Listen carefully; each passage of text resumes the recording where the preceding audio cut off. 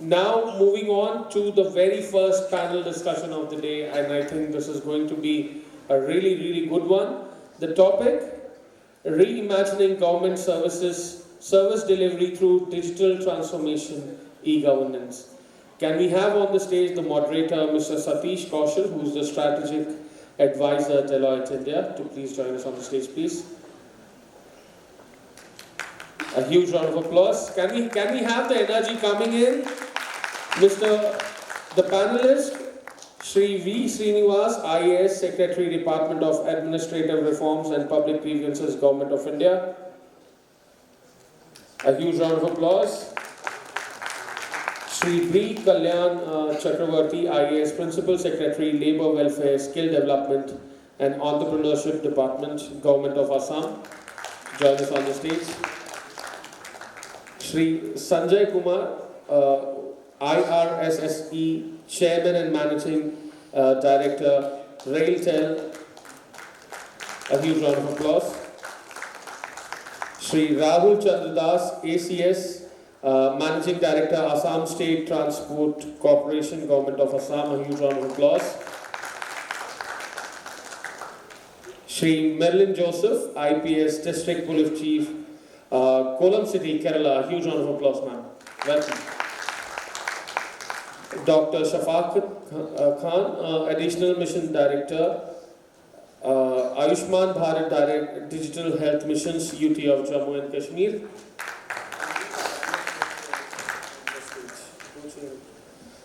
Dr. Krishnan Baskar, Director, IIIT Manipur. A huge round of applause. Can we have a couple of chairs more added on the stage?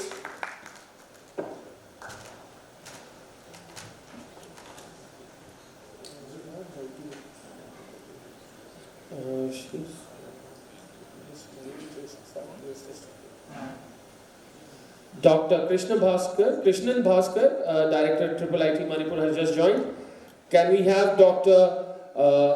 Vignesh Mohan, Senior Vice President, CSC eGovernance Service India Limited, to please join us on the stage?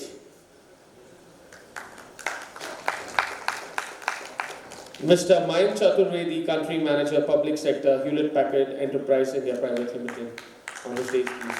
I need one more chair on the stage.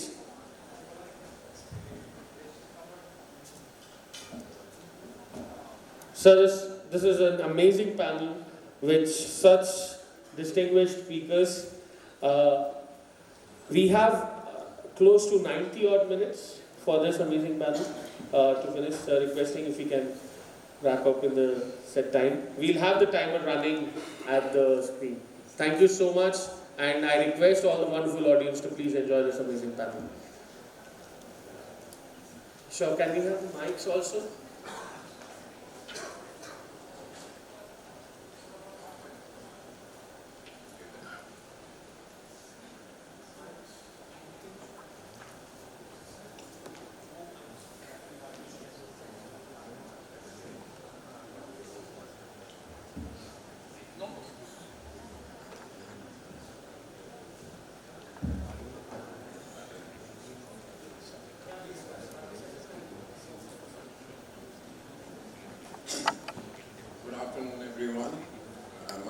Satish Kaushal, and I have the honor of the privilege of being the moderator of such an august gathering here, right from the Secretary of Government of India to private participation to various organizations, leaders in the government space, and above all from academia as well as diverse governance aspects.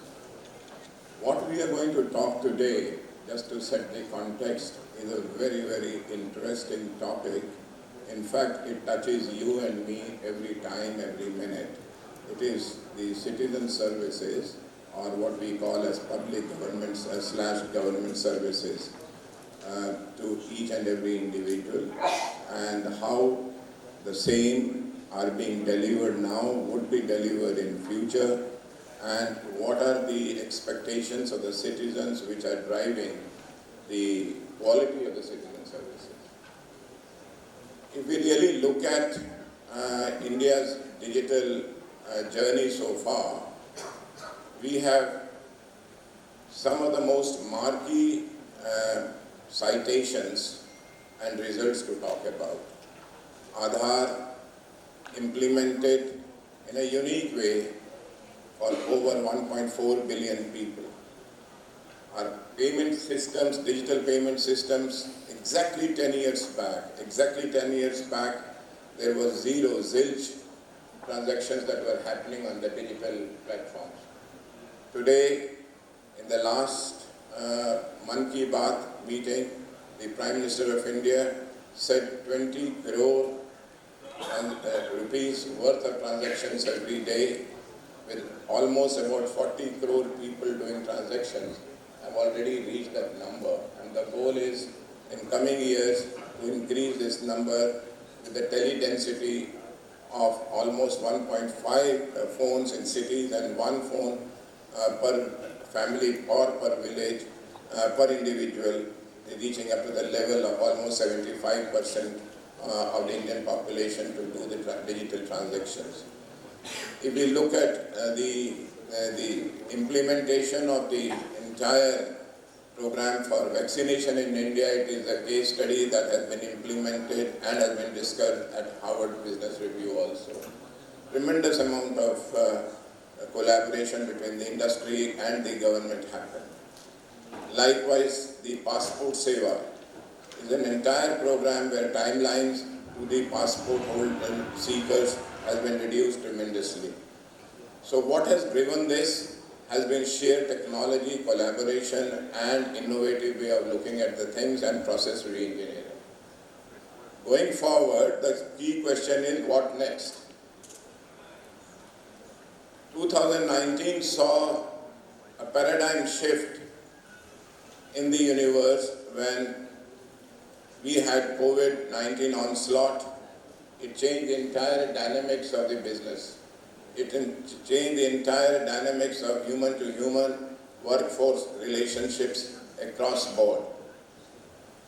Hospitals changed from go for treatment to come down to an individual to get the services. That has been a paradigm shift.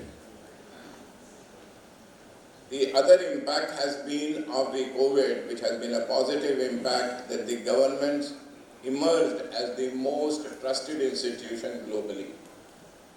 They were being looked upon by citizens to provide relief, to provide health care, and to provide safe, sound data information.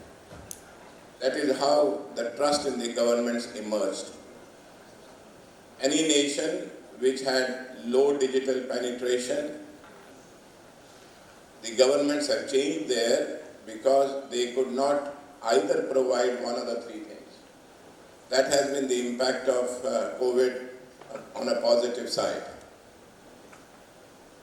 Just to add to the panelists here, much has been talked in the last 25 minutes of the plenary session about how much India has covered and what all on the digital journey we have done. The question here is just a pointer to put a report by Forrester in the United States, which was done in 2021, when a citizen consumer satisfaction survey was carried out.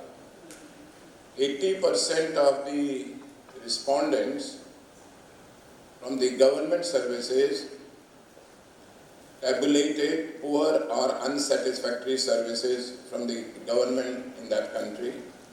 14% of the private sector responded dissatisfaction. So that's the difference between a private service provider and a digitally government so-called nation like the United States. I'm not too sure that the citizens in India will give a similar feedback, because such feedbacks are not there much in common in India, and this is one thing which I would ask Mr. Srinivas to think through as the head of the Administrative Reforms Organization, as to what could be that index that could actually measure the satisfaction among the citizens on the services being provided by governments across India. On the other side, what are the three things that are today citizens are asking, because any service that you provide has to have an angle of the customer expectations. Today citizens are expecting from governments three things. One, a personalized service. Many state governments have started delivering online courses to the students, telemedicine. These are all personalized services examples. Citizens are expecting tremendous amount of digital services, but basically without risk and difficulties, which is called as frictionless service. That means at the click of a button, things should work. Income tax, filing of returns is one of those areas where lot of amount of data is pre-populated, and it provides a seamless support service to the citizens when they are filing the returns. Last but not least, predictive or anticipatory services is what the citizens are asking for. Example could be, when a child is born, the birth certificate reaches the parents within the hospital premises. Or it could be renewal of the licenses on a given date that is being done. So the question is, in the next phase, what new services within the three parameters of the quality of the services that have been researched extensively is what the citizens are looking at. Can there be a system which will envelop all these three components and bring the best of the digital technologies to be providing all the three services together in one output? With all these things, if we have to scale up the digital-based services, then there are 4 or 5 elements. One is you need to have a very strong digital infrastructure. You have to have very strong digital workforce. You have to have deregulated processes or governance. You got to safeguard your own assets through the cyber threats. You got to adopt to the emerging technologies and one government. In today's discussion, I would touch upon, with your permission, some of these areas to various esteemed members of the panel here as to around these components or variables, what are your departments or organizations doing to provide the next generation of citizen services and the challenges you are facing, if any. With that, may I just ask the first question to Mr. Srinivas. He talked about e-office, he talked about grievance system.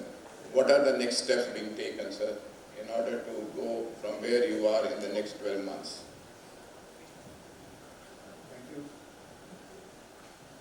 Thank you very much. At the outset, congratulations to Anurag Goelji for organizing this conference. You weren't there in the first session, but I'm very happy to be here and participate in your event. As I said, the subject of study of next generation administrative reforms of 21st century involves digital transformation of institutions. And two big platforms which have been adopted across India are e-office and CPGram 7.0. There was also the question the moderator raised was with regard to how do you benchmark e-services. Let me take all three of them. The first one is e-office. E-office used to have something like 400,000 files about 5 years ago when I joined administrative reforms. Today, it has more than 37 lakh files. That is the kind of jump e-office has brought in. It has also facilitated significant systemic improvements in the central secretariat as also in the state secretariats, intra-departmental movement of files, much better office spaces, huge reduction in terms of paper consumption, also monitoring of files which are hung up where delayed decision making is witnessed. And what you notice on e-office is you simply cannot hide on file. It brings in a certain level of systemic efficiency. The next step is to introduce the next version, move from e-office 7.0 to e-office 8, which will introduce greater number of features in terms of digital dashboards, as also in terms of EHRMS being introduced into it, and further transform the march towards a digital secretariat. It's also quite a secure system, but for e-office we wouldn't have been able to function in the pandemic. And also the use of virtual private networks has become quite common in terms of using file disposal, and it has created an anywhere, anytime office situation. The second one is public grievances, and a citizen can reach out to government across many platforms. And I was asking CMD RAILTEL who operates Rail Madad. If you see Rail Madad, a train is moving, you file a complaint, before it reaches the next station, the grievance is redressed. That is the pace at which that software has enabled grievance redressal. You see CPgrams, it has brought down grievance redressal significantly. While grievances are filed across length and breadth of India, there is no physical movement of paper anymore. There is integration with states. Grievances move on a digital platform from Delhi to Guwahati and reverse from Guwahati to Delhi. And each of these services needs to be benchmarked, and that's where the National E-Services Delivery Assessment comes in. We'd like to understand, say for example, how NDMC 311 app is working, or the Indoor 311 app is working. Citizen feedback through feedback call centers is an extremely important aspect of how we digitally transform institutions. You can file a complaint on an app, but you can't get the street light repaired. That's not much of an app that is effective. So it needs to be monitored and benchmarked so that the quality of service is maintained. This is the progress for the next generation administrative reform, and I'm sure there are a lot of thinkers in government who are working on this aspect. I'm glad to share the platform with Director IIIT here and also with CMD RAILTEL, people who have a major role in taking forward e-governance of the country. Thank you. Thank you, sir. We have Mr. Chakravarthy here. He is the Principal Secretary for State Government of Assam and is doing tremendous work in the field of skill development. Sir, in the morning, we heard about the digital story of Assam as well. What it entails, therefore, is a very agile government focus on two major stakeholders. One could be your own individual employees, second would be the youth. May I know from you, what are the steps that your department has taken to improve the digital acceptance by the youth and their skilling? What tools are you using in the skill ecosystem for the tracking of the students and the youth in the state? Second, also from the perspective of citizens, like your farmers, tea growth people, what are the things that are being done? It's a pretty long question. Try and recollect. So, thank you very much. Just to continue with what Sir has said, in fact, sir, this our government, after the new government has been formed, has introduced e-office. With, in fact, Madam was a part of that journey when we started, and it has completely transformed the way administration is functioning in terms of the delays in the file system. Like it would take probably 10 days for the file to move from one table to the other. Now it comes with it comes in obviously in real time, and accountability so much more. So that has completely transformed administration. Of course, during the period of the COVID, I'll come to the question. Period of COVID, we realized even in the education system, when the schools were shut down, as to how education has to really reach the youth and the students. And of course, initially we used to use WhatsApp messages, etc. And in fact, all the teachers started using digital means in order to teach children. And then we realized how important it is to have digital classrooms, digital infrastructure across the schools. It also helped the youth in one way, that we are not dependent on the teacher's ability anymore. In fact, the best of teachers can actually teach from a distance. They're not just in schools but across the colleges and in the ITIs and in the polytechnics. So, in a sense, it was a silver bullet in terms of the quality of education. Not just the quality of education, but also in the content of the education. What happens is in personalized adaptive learning systems, which we experimented with in the state of Assam, we found that if normally in a school or in a college, only the front benches get to read, or the front benches who are the most active are the best beneficiaries. But when you have a system in which every student is graded in terms of his learning through personalized adaptive learning systems, technology removes the barrier between the front benches and the back benches, and therefore it results in a greater amount of diffusion of education as such. So that was one part. But coming on to the most important thing that the Honorable Prime Minister is talking about, in addition to education, is the need for the educated youth to be skilled, to be employed. Because we find that almost 80% of the country is not employed. Despite the fact that we are one of the youngest of populations in the world, Assam is younger than the rest of the population by 5 years. The average age of the country is about 26 years. The average age of Assam is about 21 years. So we are 5 years younger than the rest of the country.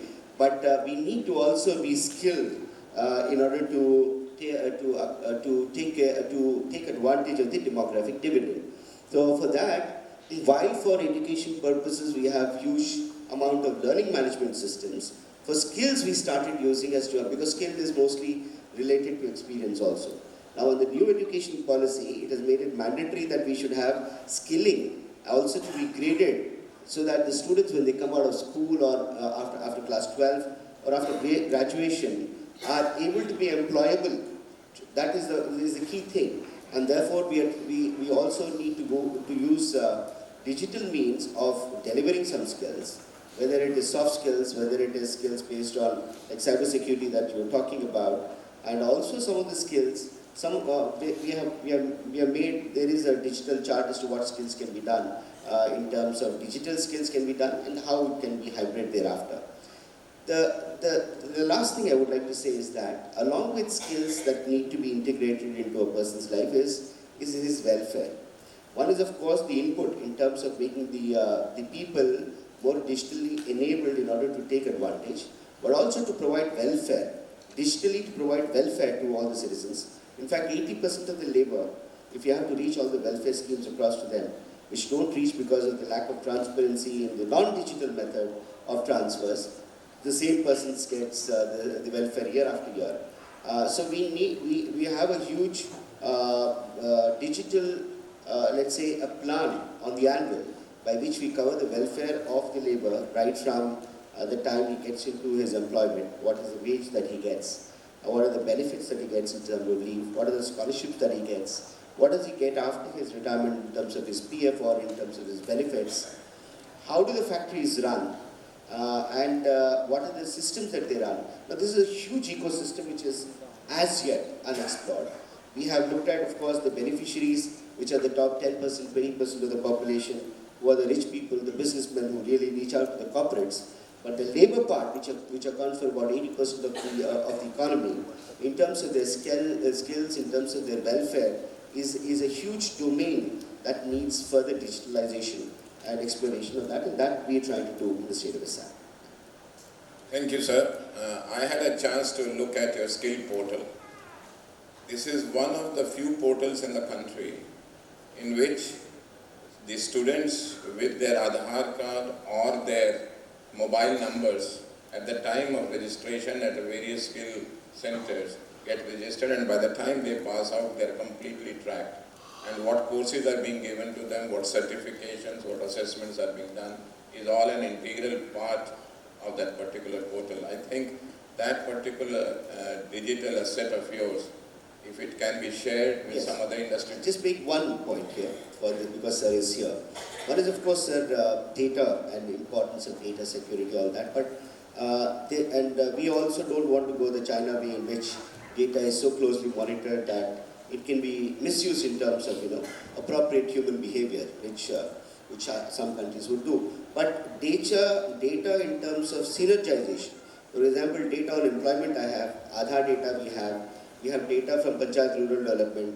These data need to be in some way integrated with some degree of safety, so that this, like for example in the skill, as you were saying, the same person should not be getting skill scholarships from different departments. We have resources, but the resources, for example, soft skills can be given by in one place rather than 50 different departments trying to procure the experts to do the soft skills or resources. So in terms of better utilization of resources, data synergization and utilization of resources becomes necessary. That we are attempting, but we will definitely seek your help to see that we don't go the way of controlling the data to the disadvantage of the people. But we would like to do data synergization along with Aadhaar as a base to ensure greater amount of efficiency in terms of welfare, in terms of skilling, in terms of reaching out for employment.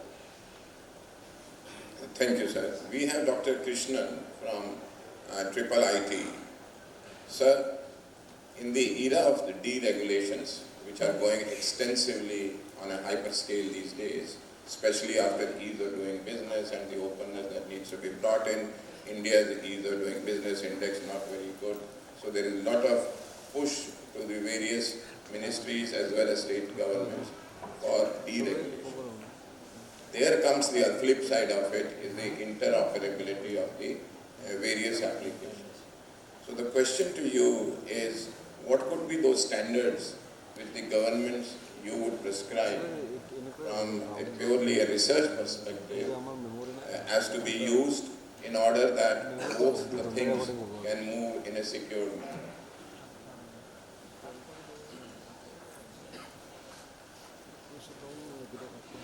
Yeah, thank you very much. And as we have been hearing, and as the biggest democracy with diversity, I think we are the #1 in terms of digital process. Thanks to the government for the recent developments related to digitalization process in terms of infrastructure building. I think without that, we would have not overcome our pandemic situation. And our pandemic also taught us to go more and more through digital way. And that is because of that. And you see that today, though there are so many problems globally in terms of supply chain, food security, and economic development, but we are doing very well. I think the government present doing wonderful job, and I think the globe is looking at India, how to transform those countries the way the India is doing. But at the same time, when we go more and more digital way, as we all know, the threat is also enormous. And that is the reason why we have large threats, large risk has happened in India is we have large data, large number of users. And when you have more and more usage, there are more and more threats also. And now coming to the point, like how do you see the standards and interoperability of applications being facilitated by the regulatory development? I think it is extremely important that regulations and maintenance of data is understood and effectively managed by the highest regulatory authority of the government. As the government stands for protecting the fundamental rights of every citizen, it must also extend this capability into the digital world today. The best way to register, understand, manage and regulate the use of data is by establishing both rules for exchange of citizen data and enforcing strict governance. That is very, very important. The enforcing strict governance is very, very important. Otherwise, every citizen of the country is vulnerable. And today we know that the identity theft is already becoming a big challenge. The more and more processes start becoming digital, the importance of protecting the identity cannot be emphasized better. Because when you go digital way and your identity is also rebuilt everyone, and how are you going to protect that? I think it is the responsibility of the government, the highest judicial government authorities must make all the data of the citizens as a ownership, and strict guidelines are required to be established while using data and propagating to the downstream systems. For example, we protect through e-Aadhaar data. And most of the times when we use like Google platforms, all our data are already in the Google cloud. And then we talk about the protecting data, but already it is in an open domain, many of our data. For example, when you have your Google account, except your iris and fingerprints, all of the data is already available with the Google. That means if we do not have our own cloud, if we do not have our own systems in the country, then tomorrow we are going to depend somebody because where already our data is in threat. I think this is also very high time we have to think about. As already pointed out, maybe as on October 2022, there are 7 billion transactions in a month. That means it is more than 230 million transactions of cash trap. The digital transactions are taking place every day in this country. That is such a huge information is available in the digital net process. Therefore, since the digital transaction tend to happen in real time and in the lightning speed, the speed is very high and you keep on increasing every day. It is imperative to build standards and can trace the use of data by different types of applications like whatever. See, we give importance to the digital payments, we give importance to the banking, but we will give importance to the passport services. I think the data of the citizen is also as important as these services. And coming to this, the exponential surge in usage of digital payment system and the consequent cyber thefts and crime, how do you see the regulations playing the role in building the citizens of confidence? I think this is your next question. While applications and access control become more sophisticated by the day, they rely on underlying digital converted data. Because whatever we talk about, it is digitally converted data. If the data is corrupt or modified, there must be exist ways and means to freeze the transaction and correct the same. We should have this process in our system. To do that, who are all need to work? The telecommunication, the data processing systems, and regulating authorities must all work together to build tracking mechanism at each layer to monitor and control the accuracy of the data being used over the interface. You know that data regulations are key for saving the future of humanity, given that we talk about protecting our data using artificial intelligence. But the same artificial intelligence is also a threat for data, threat for the identity.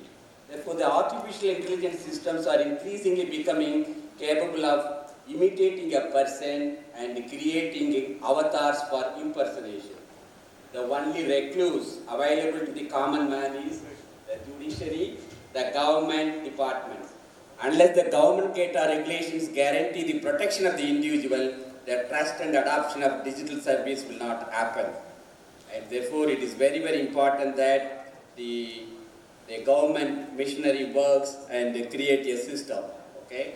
And then when it comes to the forced adoption, being a democratic country, we cannot adopt forcefully because we are the democracy with diversity. Because if you do that, it will lead to a lot of litigation and complete chaos. Unfortunately, the governments, the governance and law enforcement is not equipped to scale the address of cyber world. Every day, as pointed out, it is increasing day by day, and the data. The traceability and recoverability capability is not adequate to manage the expected increase in the number of digital transactions. Regulations have to be empowered to provide immediate relief to the common man. How do common man protect himself against the disruption caused by the cyber attacks? It is the role of the government to protect the data of the individuals. And then therefore, it is very, very important that, the recent past also, we know a few weeks ago, the country IISSE, the medical institute, has attacked by the cyber threats. Therefore, the new draft digital personal data protection bill, that recently replaced by the earlier criticized 2019 personal data protection bill. But at the same time, that now we allow the rest of the world to access our data. Of course, we have increased the penalty, as I mentioned, that every data is going to be of the 1.4, the 38 billion people data is going to be somebody's domain, then you can think of the security level of this country is lost. Therefore, it is very, very important that the world, when you talk about, because today we talk about unicorn and the many startup companies. When you look at that, 70% of the investment of these unicorn and startup companies is coming from the overseas. When the overseas people are investing the money, do you think that they are going to protect our data?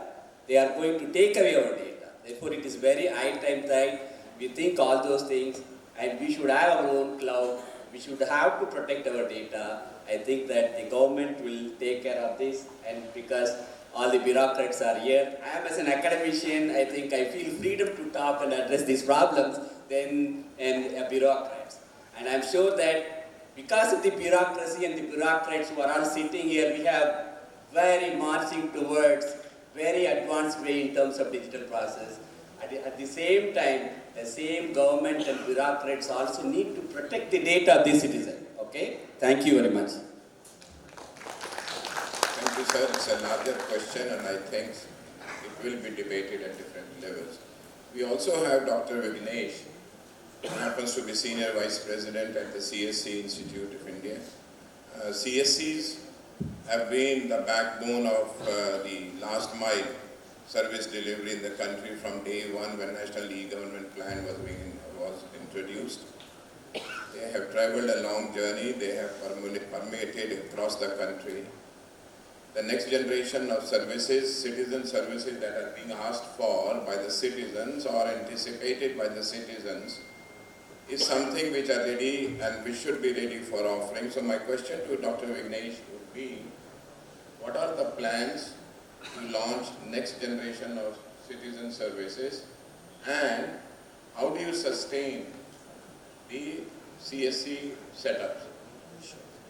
And may I request, just for the shortage of time and other speakers to speak, if you can limit your answer to within 2 to 3 minutes. Sure. Thank you, Satish sir. Thank you for the kind opportunity. And you have been part of the CSC ecosystem, so you know CSC is better. So I will just touch upon 3 I's. One is the increase in number of CSCs post-pandemic. So pre-pandemic, like we were struggling to set up CSCs. To reach an amount of 2 lakh CSCs, we struggled for 7 years. From 2009 to 2016, we were literally struggling. And just to set up, we were struggling. All the more challenge was sustaining these centers.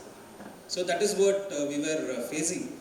And post-pandemic, if you look at the number of CSCs increased, at least by 2 lakh CSCs in the last 2 years. So today, we have 5.5 lakh CSCs spread across the country. In almost 2.54 lakh gram panchayats, these CSCs are operational. So CSCs are primarily entrepreneur-driven, assistive format service delivery channel. They provide a range of services starting from the government to citizen services and business to citizen services also. Right? And the second I am going to talk about is on the increase in number of services. I think Anurag sir knows the kind of difficulty in, and also I think in the morning our sir also mentioned about the number of transactions happening through the DigiPay and also the number of grievances that are being addressed through the CSCs. Today we have more than 500 services that are being delivered through the digital Seva portal of the government services centers.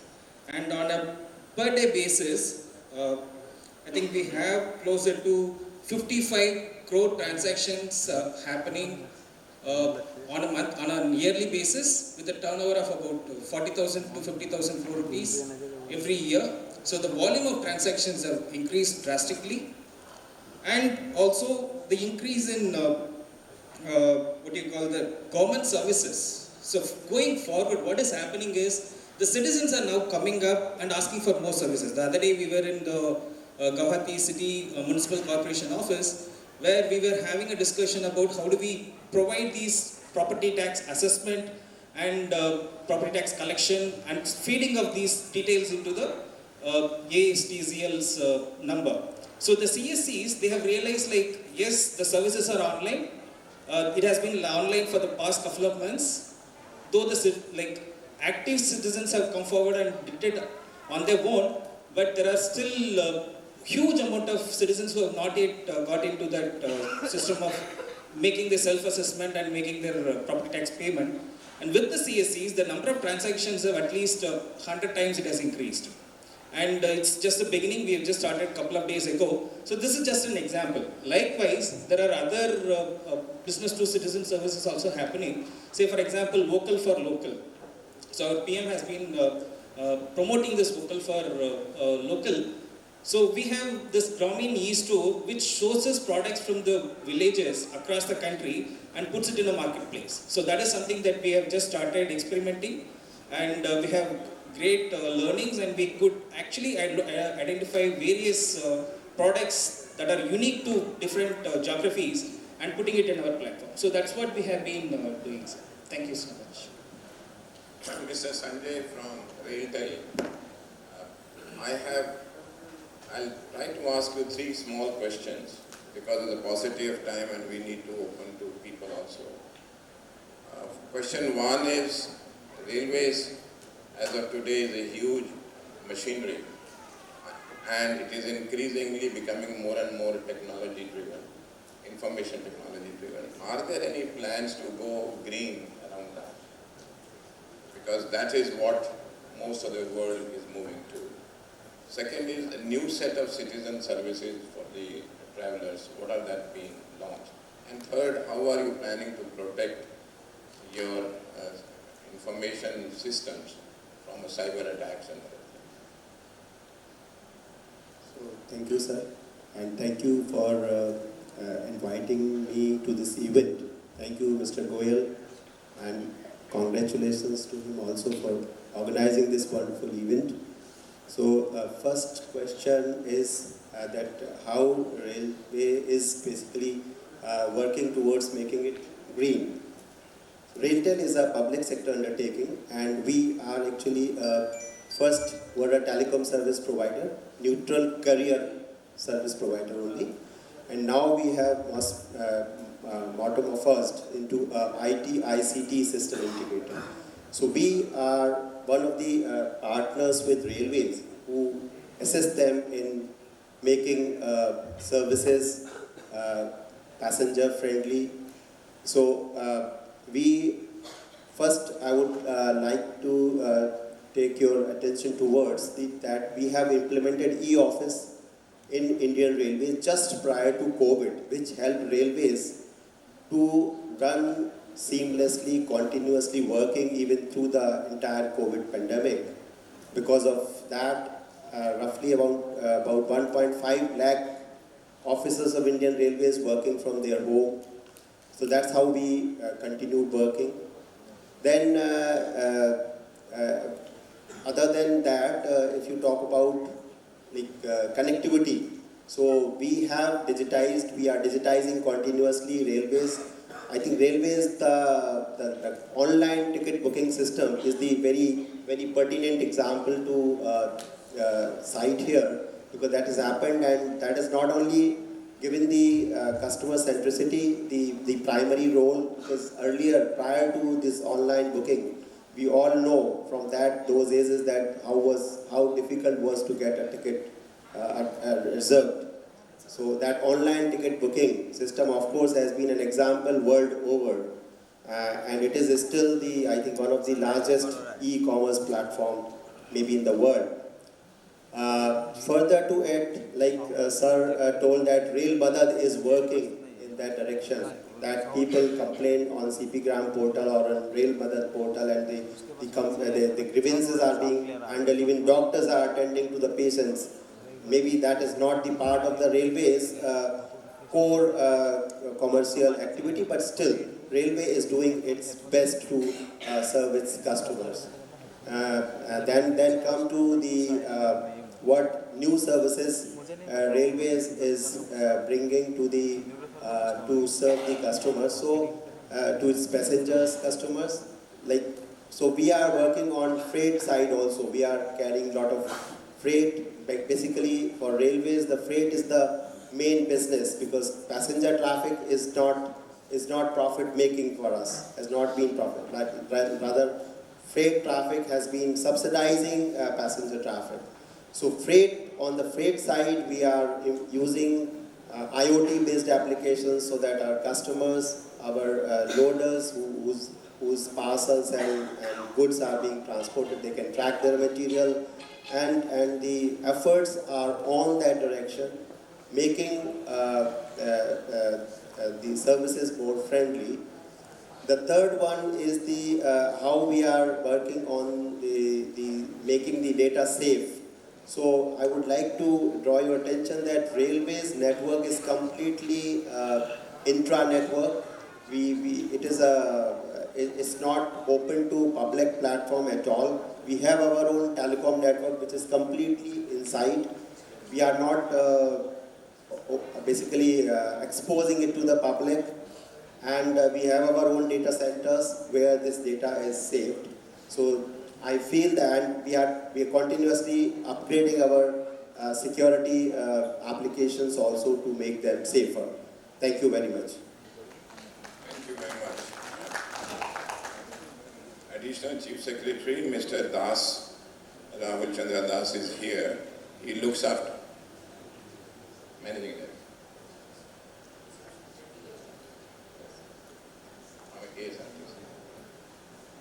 May I have a question to you, sir? Road safety is a burning topic these days. Every 11 minutes there is a death in Assam due to the different reasons on the roads. How can digital infrastructure be leveraged, and what are the plans at your corporation to reduce or mitigate the accidental deaths that are happening on roads? Because it is something which even Supreme Court of India is besieged with and has formed a committee to help the citizens to be given immediate relief as a service by various roadways as well as road corporations. Thank you. Thank you, sir. At the onset, I would like to thank the moderator for setting the context so well. When the moderator talked about the digitization of the Aadhaar card, I feel like that 1.4 billion, that means integration has been done. So new projects can be integrated very well. So Transport Department has done a lot of things. Actually, we are from the corporation. We run the buses. Basically, the road safety part has been looked up by the Transport Department, which is Commissioner of Transport. As a whole, the Transport Department is doing very well, sir. The accident rates have been reduced drastically. We have done lots of things digitally.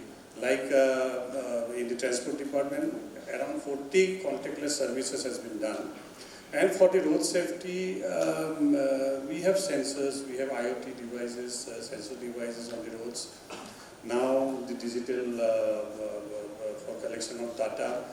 In the State Transport Corporation, when you talked about the COVID-19 pandemic, I thought of our corporation, sir. Basically, when Srinivas was talking about the digital empowered nation, we should have a digital empowered citizen.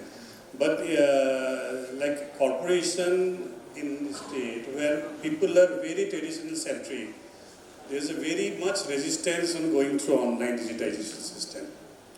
The automation technologies which have been introduced during 2020, but it couldn't be success. Only during the COVID-19 pandemic, like the resistance over to people like welcome the step, because the remote work, everything, demand for stuff, everything went sky high. So it's like in the corporation, we could involve the automation technology. And in our corporations, when I joined, I could feel that the digitization was not done, the financial accounting was not there for the last 5 years, not up to date, only manual single entry system. GST returns was not filled. Even the income tax returns was not filled, which we are due around 4 crores. Now, with the inception of this automation, we could achieve everything now. We are in the verge of getting everything digitized. And digital transformation is really helping the corporation get its balance it done up to date. So In a way, in a corporation, we have done with the online reservation, everything we are planning. We are going with the ITMS also, Integrated Traffic Management System, where automatic fare collection we are planning. So in a way, we are cutting across this age of tradition of this manual interface. And in the transport department, we could see that the footfalls in the designated location has reduced drastically, and people are applying to the services. The services are very well taken by the citizens. And in a way, the road safety, even people are not going to the offices.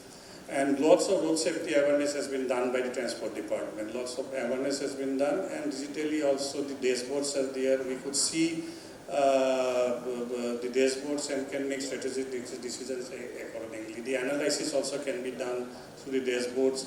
We are in the preparation of preparing a integrated command control center also, wherein we can see.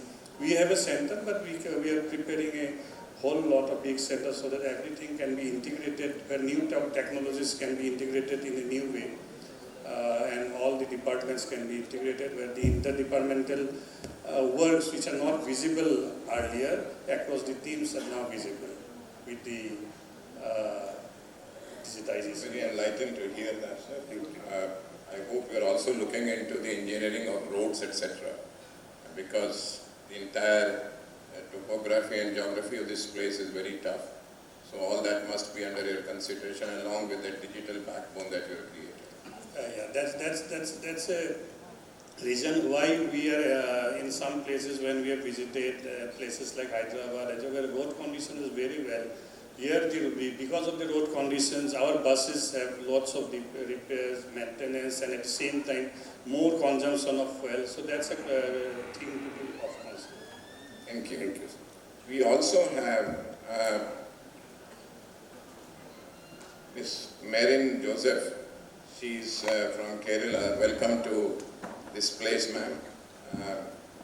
Since you run the police setup there in one of the districts, my question to you is, what are the things that you are initiating in your area to have a very skilled workforce towards mitigating the cyber threats or cyber crimes on your systems? And what type of change in the behavior of your police officers you are putting in so that people can call them as friendly police? Thank you for the question. As far as police department is concerned, when we talk of digital transformation, there are broadly three aspects to digital transformation as far as our department is concerned. The first is the efforts which the department is making to provide services to the public through the digital platform. So not everybody would like to enter a thana or make themselves present before a police officer. That is an obstacle or a problem which we face on a day-to-day basis. Yet, the common public requires assistance from the police for many, many different things, and there are many services which we provide. One does not necessarily need to get involved in a crime to come into contact with the police. We do a lot of other, we provide a lot of other services like passport verification. We do a lot of other routine things like warrant execution, summon service. So, Kerala Police has taken the initiative to launch 2 apps. Now I know that apps are being launched in large numbers by various departments all over the country. But what sets these apps apart is that it provides a plethora of services. It's a all-in-one sort of platform. One app caters to the public, where for all their service-related requests, they can approach the police through the app without actually making a physical visit to a police station. So this has radically transformed the way we go about delivering services to the public, because it has put in place time limits on which by which we have to complete these processes. So passport verification has to be completed within 48 hours. If it is not completed within 48 hours, immediately a red flag is raised. So this has also helped us to reduce corruption and undue delays on the part of officials who may be sitting over matters for their own personal benefit. The second thing is there is an app for the police officials exclusively, where all the work that the police officers do as part of their core functions, that has been moved on to the digital platform. So a lot of reports are generated. So rather than sending reports in the physical format, Now we have the option where simply by downloading this app and installing it, they can they can submit reports, generate reports, and the data management and retrieval and storage also becomes more streamlined and more in sync with the digital transformation efforts. The other thing is, when we talk of police, we are also faced with the challenge of securing our own database, because we are sitting over a lot of sensitive information. We maintain criminal galleries, and we maintain database of persons who have been involved in crime. So this is information of a very sensitive nature. So if this gets breached in some way, then there is always a question mark as to who is to be held accountable. So we are faced with this huge challenge of securing our database. That is a work in progress. So, as far as Kerala Police is concerned, we have partnered with leading private players in the field of cyber security, because we are aware of our own shortcomings. The police department does not have all the resources to meet all the challenges which it is facing. So we have launched a public-private initiative called the Cyber Dome, which has now been replicated by various state polices. But this was pioneered by Kerala Police, so we have brought in best practices and technical expertise from the private sector on a voluntary basis, those who want to voluntarily partner with the police and help us in these kind of challenges which we are facing. The third thing is responding to the huge challenge of cybercrime, because when any kind of incident is reported, that can broadly be categorized as a cybercrime as well. So this is again a huge challenge, not something which I can maybe summarize in 1 or 2 minutes, but the challenge we face is from different levels. I mean, there are individual hackers who pose threats. There are also nation states which could launch a cyber war. So it is a huge spectrum, and meeting every kind of challenge which is posed by all of these actors is a very, very difficult task. So we have to very systematically work out a strategy where not only is the police force in a position to respond effectively to cyber crimes by skill upgradation, by training our police personnel to investigate cyber crimes, because what is happening now is simply by using the provisions in the CRPC and the IPC, we are not able to tackle the sophisticated cyber crimes which are being reported. And we require a lot of cooperation from service providers, from social media platforms. They have to respond in time. They have to partner with us to help us to pin down the perpetrators of various kind of cyber crimes. So there are many stakeholders, and there is also capacity building which has to happen for our police officers.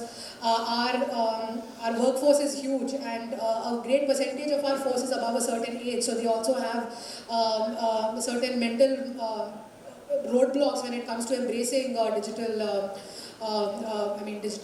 ways of going about things. So training them, and many of them are in a mindset that we are going to retire from the force in a couple of years, now why should we learn all these things from scratch? But they are the people who are working at the cutting edge level. So these are some of the challenges which we face, and we realize that it's a work in progress and a huge challenge. So every day we are making efforts, be it training, be it augmenting our own cyber infrastructure by continuously involving government departments like agencies like the CERT. We check for our own vulnerabilities in our own systems. We also involve private players to come and do checks and identify what are the weak links in our system, so that tomorrow we are not put in a position where our own data is breached and we are at a loss to explain what has happened. So these are some of the steps we are taking, but we are aware that yes, I mean, we are also sitting ducks. Anything could happen anytime, and we can only hope that we do not become victims of any large-scale attack. But given the developments happening at the global level, one has to keep making efforts on a day-to-day basis, and this is exactly what Kerala Police is doing. So this is what I have to put forth from the police side. Thank you. Thanks. It looks like you're in the middle of crisis management all the time, and you're working towards mitigating all of them. Good to hear the risks and the challenges that you face. Moving on to Dr. Shafqat, if I'm pronouncing it correctly. He is the mission director here in the health department. And sir, if last 2 years have been completely tumultuous for the entire mankind because of COVID, if some area which has got the attention globally is the health sector. And within health sector, Indian government at the central level and state governments have done yeoman job and services to towards reducing the risks of the COVID virus in India. Plus, it has also changed the entire paradigm of the health delivery. The issue of electronic health record is one major project which Government of India has taken, and they have already completed the same in few districts in the country. And now they are going for the statewide implementation. So the question to you is, health is a state subject. With Universal Health ID coming in, how will you ensure the availability of the health electronic data in a centralized repository, and what regulatory ecosystem will be needed for it? Good afternoon, everyone. I would emphasize the launch of the Ayushman Bharat digital mission in terms of the electronic medical records. And I feel, as you rightly said, that COVID 2019 became the impetus and the triggering factor for this digital, bringing this digital revolution into practice, and realizing the dream of the Prime Minister, Honorable Prime Minister of a Digital India. And I think the best and the foremost example is COVID.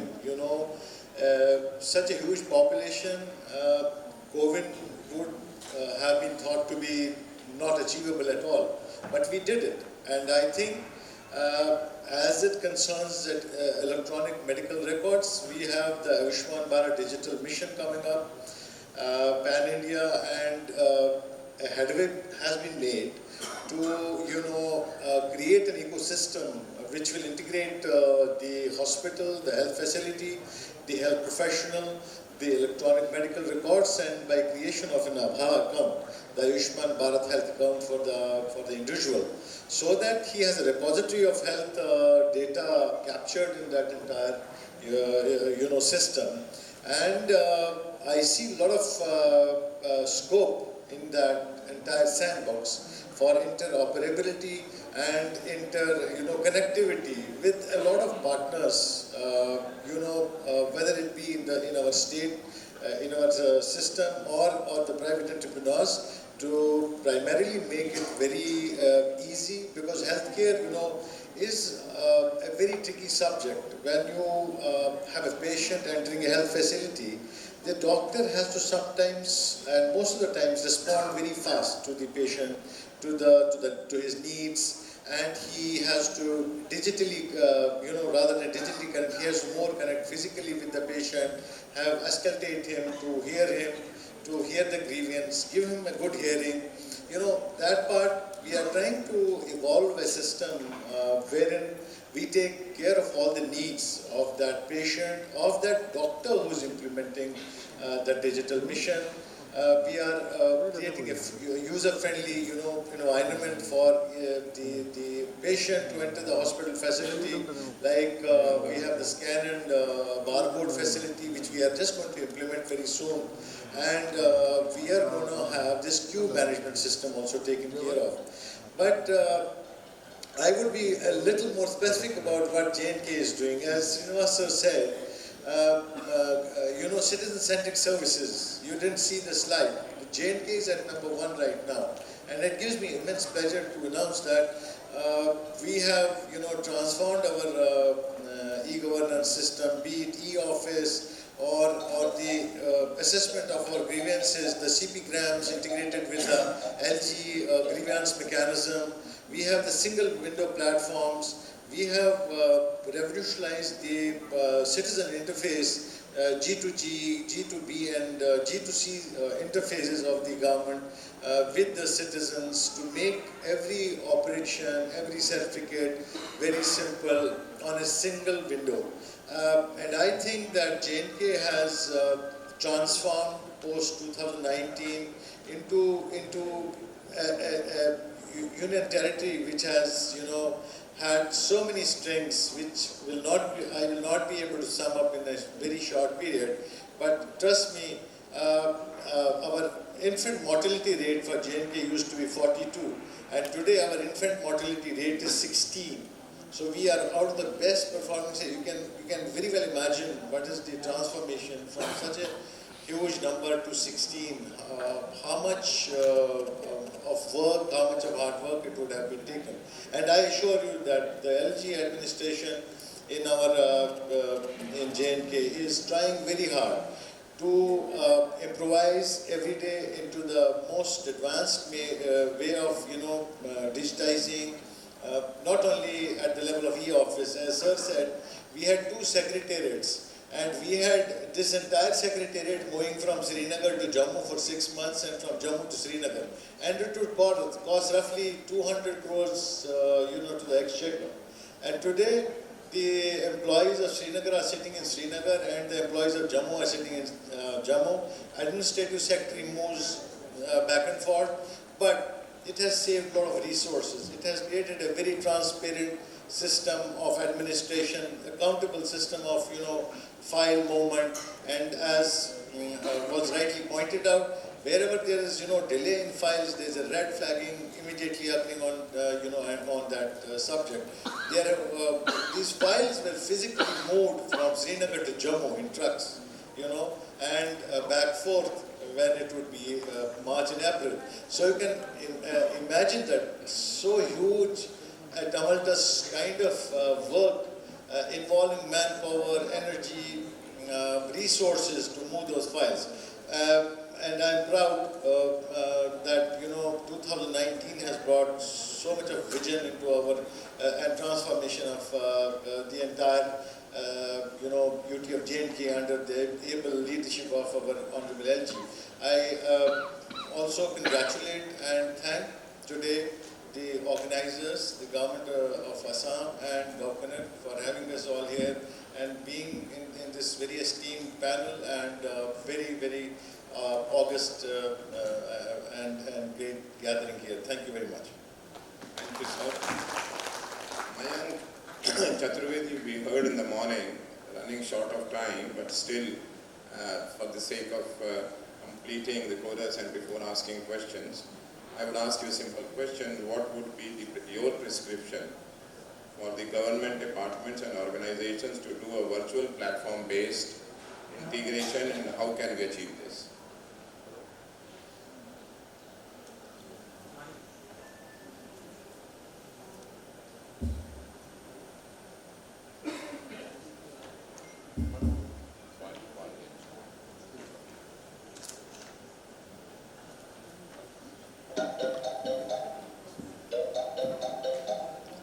Was that for me?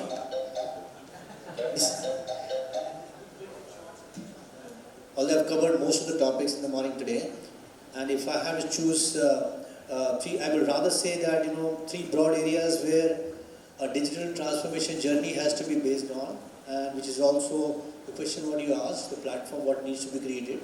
It basically revolves around three things: the edge, the cloud, and the data. And I'll pick one of them, not all. And I'll pick edge because edge in my fit is the most important block of the digital transformation, because that's where the journey begins, and that's where a customer experience gets created or destroyed for a digital environment. And you all can imagine your mental situation during the pandemic if Arogya Setu didn't give the information what we eventually gave. So it's important that edge needs to be given the right focus, because insights begin at the edge and where the data is also created. But that's where the complexity also begins, which if effectively addressed can actually give a good customer experience. And there are multiple complexities. Complexities arising from various data sources, complexities arising from the various data types. It works. You have a telco edge, you have your enterprise edge, industrial edge, and lastly the complexity of processing this data in a real time, which is driven by your IoT, AI, ML and other applications workloads. So to handle these complexities, it's important that right edge experiences needs to be created, and which should also be cloud connected. Unlocking the potential of data is another important thing. While the enterprises are generating and collecting massive amount of data, they are not able to put that data together to create timely actions and insights. And data transfer egress is also expensive. And as we accelerate to a massively distributed world, these organizations find themselves unprepared because they lack the agility to drive these insights in a timely manner. What slows them down are the issues related to data compliance, data in silos, and these insights not able to flow freely within and across the enterprise. And we have seen that due to these issues, despite the mainstream adoption, about 80 to 85% of organizations run into last mile problem. So it's extremely important. Our data should be modernized before you begin your transformation journey, digital transformation journey. So possibly that's where I end. And thank you so much for that question. Thank you very much, Mike. We had a wonderful set of diverse people here from health sector to policing to academia, to industry, to administrative reforms, to skill. And therefore, one take is that one solution will not fit all. Having said so, technology is a common enabler, and this is what we have gained so far. Before we end the session today, I'll take 3 questions from the audience, and they can be directed to any one of our senior panelists here. Anybody would like to ask a question?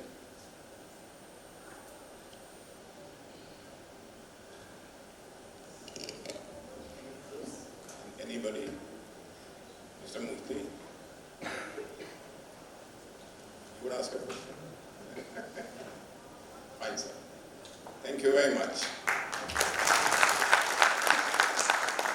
Such a stellar panel that we had today. A huge round of applause. ये तालियां ना वो justification नहीं कर रही है for such amazing speakers that we have on the dais. A louder round of applause. I'm not going to let them go with a loud, any lesser than what they deserve. Now I would like to call on the dais Mr. Srinivas, who's the Vice President, GTS and Government Banking from DBS Bank India Limited, to please join us on the stage and felicitate, such a stellar panel discussion that we have. Can we have you on the stage, Mr. Srinivas?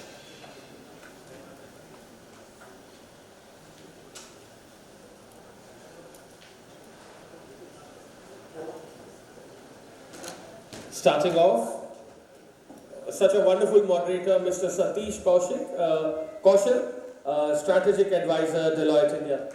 A huge round of applause. Our esteemed panelist, Mr. V. Srinivas, IAS Secretary, Department of Administrative Reforms and Public Grievances, Government of India. Shri B. Kalyan Chakravarthy, IAS Principal Secretary, Labour, Welfare, Skill, Employment and Entrepreneurship Department, Government of Assam. Mr. Sanjai Kumar, IRSSE Chairman and Managing Director, RAILTEL.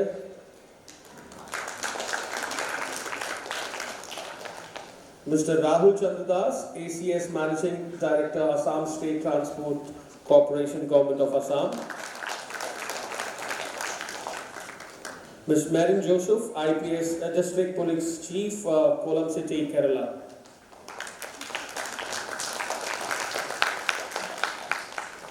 Dr. Shafqat, Additional Mission Director, Ayushman Bharat Digital Health Mission, UT of Jammu and Kashmir. Dr. Krishnan Baskar, Director, IIIT, Manipur.